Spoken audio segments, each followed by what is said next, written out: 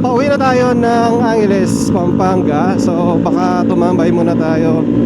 Hindi ko lang kung HRPC or sa may saan ba yun? Sa Blue Point.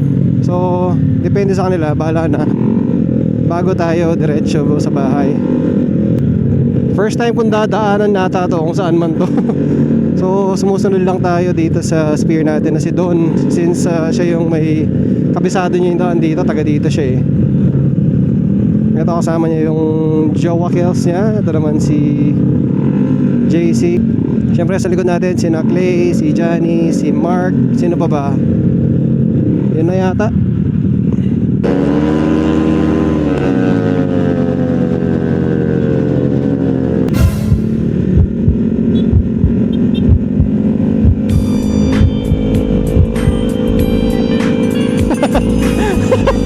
Checkpoint bigla.